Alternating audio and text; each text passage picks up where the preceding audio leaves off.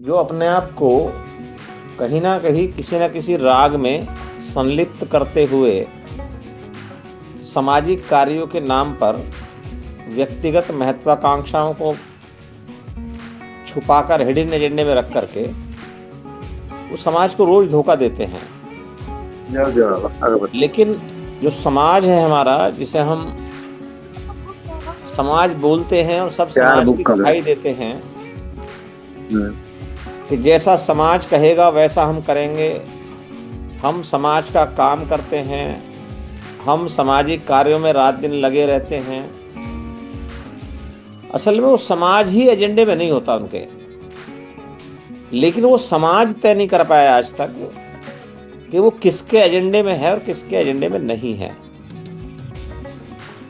तभी तो हम अभी जो 14 अप्रैल को भारत और दुनिया में बाबा साहब की जयंती मनाने के नाम पर हर जगह पर किश्तों में, टुकड़ों में अलग अलग इकट्ठा होने का ढोंग करेंगे,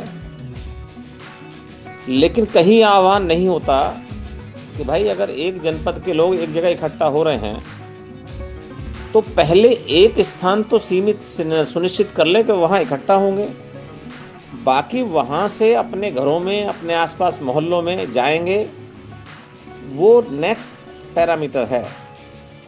लेकिन हम एक जगह इकट्ठा होने की बात से ही जो है परेशान हो जाते हैं, चिंतित हो जाते हैं।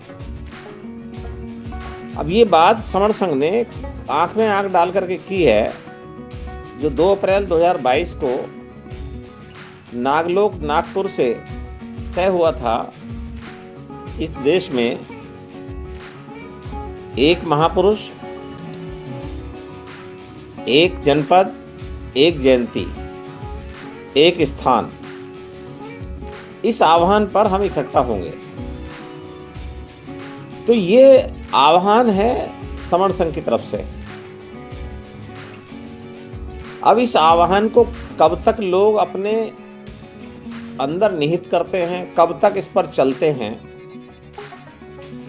ये बात डिपेंड करती है हमारे ऊपर। हम जो आम लोग हैं, हम जो समण हैं, हम जो पद प्रतिष्ठा मंचमाला से दूर हैं,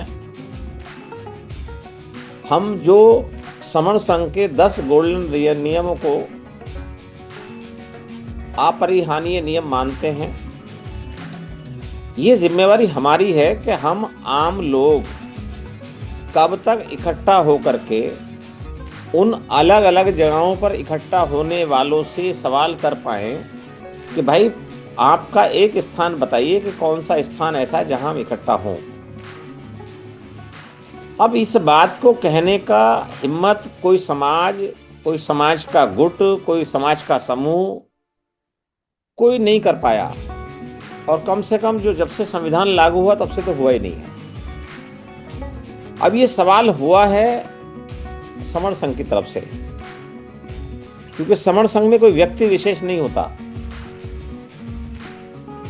जहां सभी समण स्पोक बैठते हैं, वो समण संघ का हाउस बन जाता है, वहां चर्चा होती है, तर्क होता है, और इस पोर्टल पर जहां सभी समण आते हैं, बैठते हैं, यहां सवाल जवाब करते हैं, यहां सभी साथियों को बुलाया जाता है। अब ये तय करने का समय आ गया है कि हर साथी को ये पता हो कि जो समाज के अंदर दुश्मन है वो कौन है, क्या पहचान है उनकी, कौन सा मुखौटा लगा के घूमते हैं वो, कौन सी उनकी नज़र है, उनकी नज़र कितनी दूर तक जाती है, क्या वो अभी और क्या करके मानेंगे, क्योंकि अधिकार तो लगभग इनडायरेक्टली डायरेक्टली सब जा ही चुके हैं, बचा कुछ है नहीं। लेकिन फिर भी उन्हें क्या और दिखता है कि वो अलग अलग टुकड़ों में, किश्तों में इकट्ठा करके चंदा मंचमाला के राग में कब तक पड़े रहेंगे। ऐसा नहीं है उनकी औलाद के सामने ये चीजें नहीं आएंगी, लेकिन उन्हें ऐसा आभास नहीं हो रहा है तो वो अपने इन पद प्रतिष्ठा वाले मंचन में अपने आप को बहुत ज्यादा कैद कर चुके हैं, उससे निकलना नहीं चाहते। लेकिन अगर वो निकलना नहीं चाहते तो उनके नींद से कौन जगाएगा, किसकी जिम्मेवारी है? क्योंकि हमारे तो सारे के सारे श्रवण सीधे साधे करुणा मैत्री वाले लोग हैं। वो तो जो भी घर आता है उसको मेहमान का दर्जा दे करके अतिथो दे क्या है, अतिथि देवो भव, उसे जो है बहुत ऊंचा दर्जा देते हैं, बुलाते हैं, बैठाते हैं, चाय पिलाते हैं, पानी पिलाते हैं, और जो भी उनके बस की होता है पैसा संसाधन को उपलब्ध करा देते हैं। क्यों? क्योंकि समाज के नाम पर वो लोग आपके पास आए हैं। लेकिन ये कौन सी मशीन है, कौन सी मशीन में डाल के आप देखेंगे कि वो समाज का काम करने के लिए आपके पास आए हैं या अपने किसी राग को पूरा करने के लिए बीमारियों में आकंठ तक डूब चुके हैं? सवाल ये है। तो हमारा घर में तो चलो हम रोज देखते हैं, रोज मिलते हैं, रोज बात करते हैं, यहाँ तो बात हो जाएगी। अगर कोई भी साथी हमारा श्रवण संघ के नियमों के विरोध में काम करता पकड़ा जाता, पाया जाता है, उसमें हम चर्चा कर सकते हैं, उसके खिलाफ हाउस में एजेंडा लगा सकते हैं।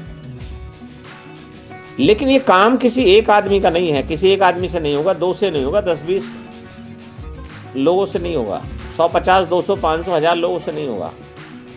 जब ये विजन आया है, बिल्कुल प्यूरिफाई होकर के आया है, और सब लोगों की जो कंसेंट है, जो भी उनकी इंटेलेक्चुअलिटी है, जो उनका विचार है, व्यक्तित्व है, जो उन्होंने सीखा है, समझा है, जितना पढ़ा लिखा है दुनिया में, उन सब के अनुभव के आधार पर ये निकल करके आया है विचार। और ये कोई नया विचार नहीं है, पुराना विचार है। जब पुराने विचार में देखा, जो तथागत बुद्ध थे, जब भिक्षु संघ में से 500 भिक्षुओं को उनका भाई देवदत्त बहका के फुसला करके ले गया, तो समस्या तो हुई, लेकिन तथागत बुद्ध ने उन सबको तो वापस ले लिया, लेकिन अपने भाई देवदत्त को वापस नहीं लिया। उसका अंत बड़ा भयावह हुआ था।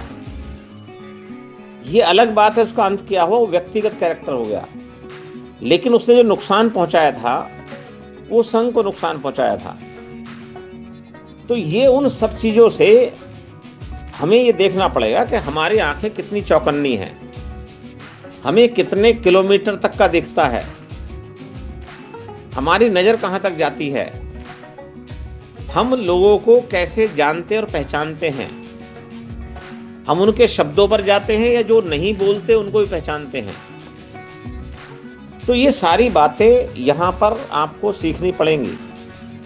सीखेंगे तो आपको पता रहेगा, अगर कोई भी साथी, कोई भी श्रवण या श्रवण संघ का स्पोक आपके कान में कुछ कहता है, किसी नियम का उल्लंघन करता है, तो आपके अंदर से उतना ही आक्रोश आना चाहिए जितना आप अपने अस्तित्व को बचाने के लिए आक्रोशित होते हैं, बल्कि उससे भी ज्यादा।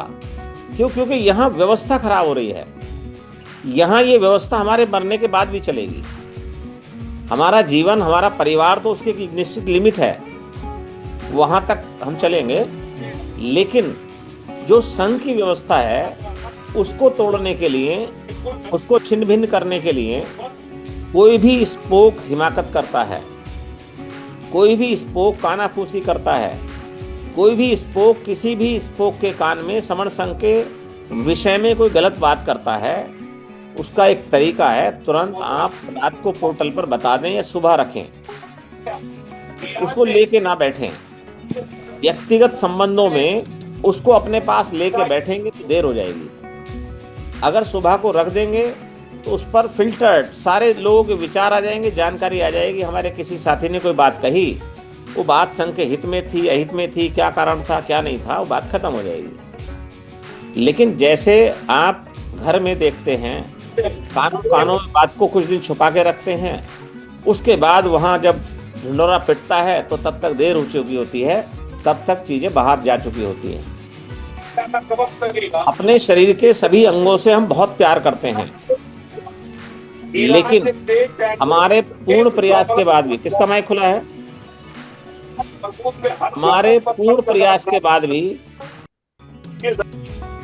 अगर हमारा कोई अंग सही नहीं हो रहा है और डॉक्टर ने कह दिया कि अगर आपको अपना जीवन बचाना है तो इसको काटना पड़ेगा,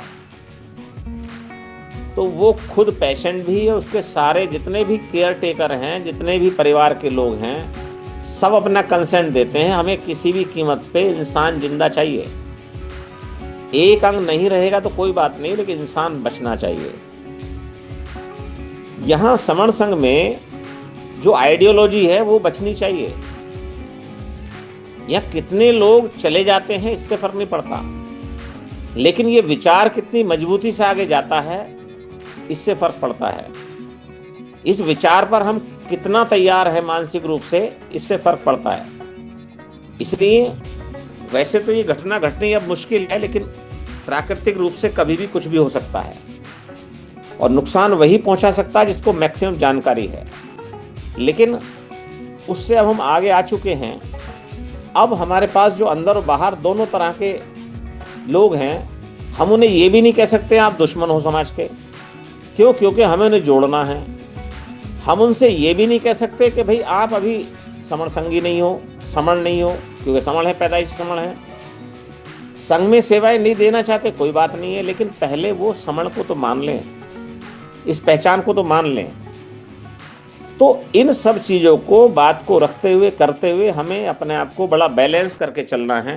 जितने समण संघ के टीचर्स हैं, जो प्रचारक हैं, प्रचारक हैं, जो स्पोक हैं, जिन्होंने जिम्मेवारी ली है इस बात की कि हमें किसी भी हालत में इस विचार का प्रसार करना है, बस वो अपनी तैयारी रखें, पढ़ करके, लिख करके, अपने आप को जागृत करके, अपने आप का जितना भी टैलेंट है उसको लगा करके, अपने अनुभवों से सीख करके, संघ से जो अनुभव मिले हैं उससे सीख करके हम इस चीज को अपने अनुभव में लेके आए।